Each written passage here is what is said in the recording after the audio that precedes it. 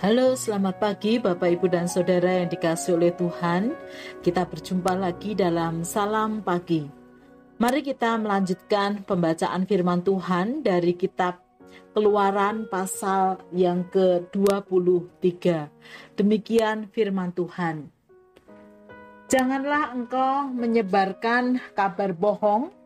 Janganlah engkau membantu orang yang bersalah dengan menjadi saksi yang tidak benar.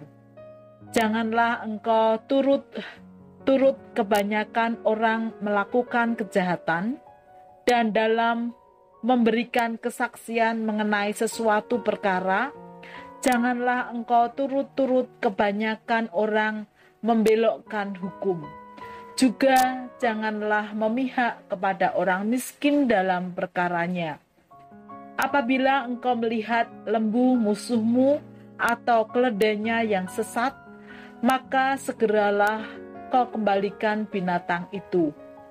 Apabila engkau melihat rebah keledai musuhmu karena berat bebannya, maka janganlah engkau enggan menolongnya.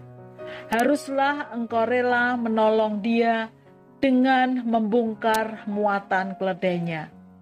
Janganlah engkau memperkosa hak orang miskin di antaramu dalam perkaranya. Haruslah kau jauhkan dirimu dari perkara dusta.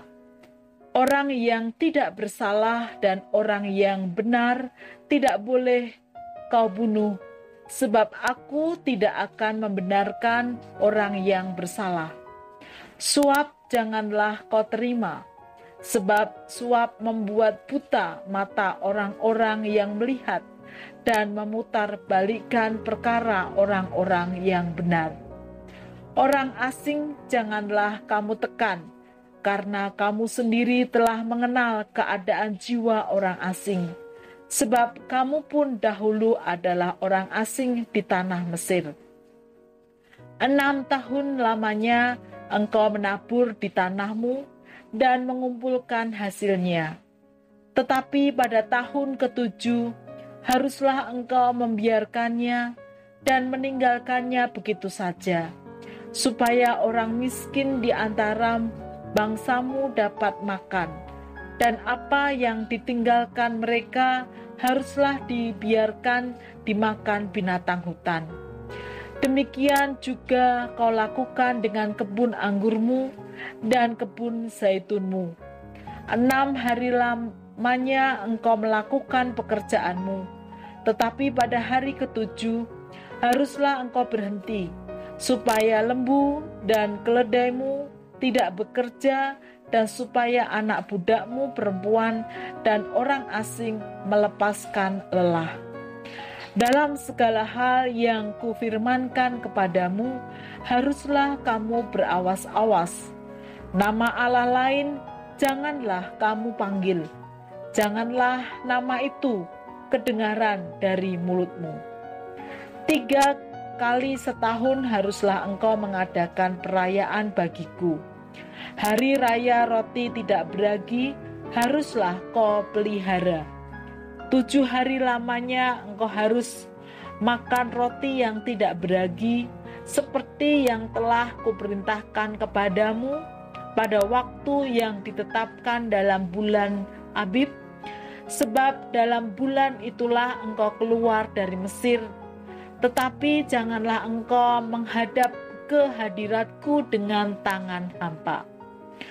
Kau peliharalah juga hari raya menuai, yakni menuai buah bungaran dari hasil usahamu menabur di ladang.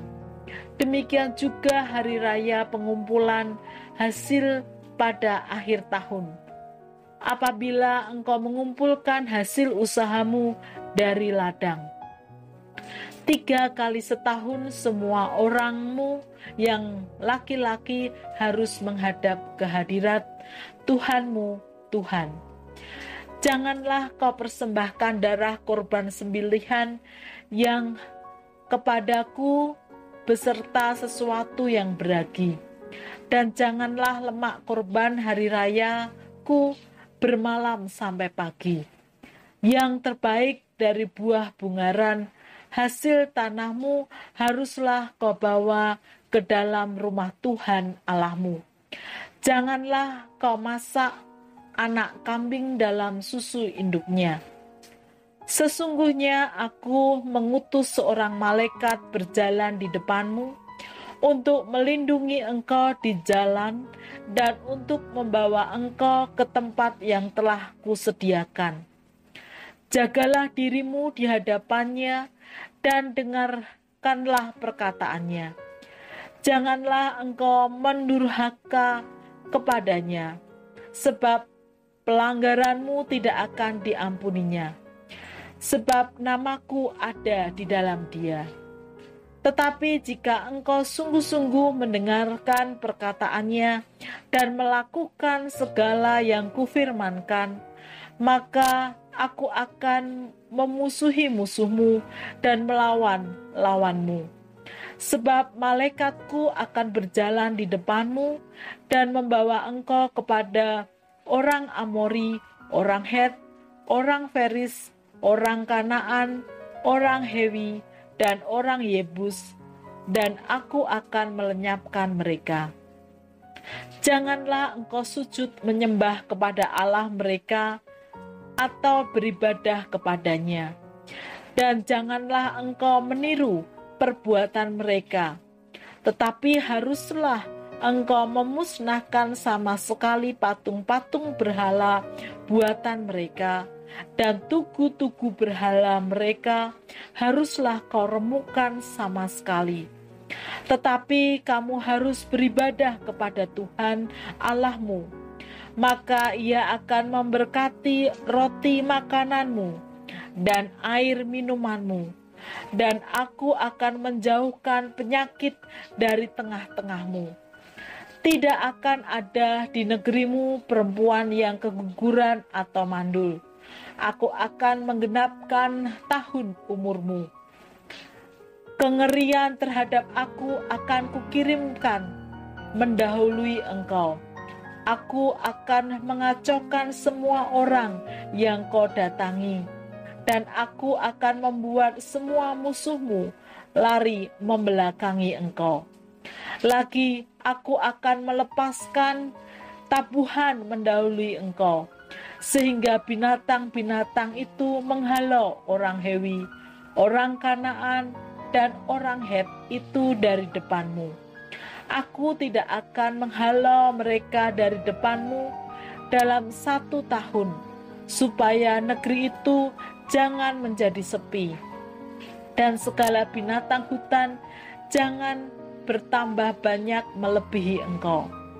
Sedikit demi sedikit aku akan menghalau mereka dari depanmu, sampai engkau beranak cucu sedemikian, sehingga engkau dapat memiliki negeri itu. Aku akan menentukan batas daerahmu dari Laut Tebero sampai Laut Filistin, dan dari padang gurun sampai Sungai Efrat.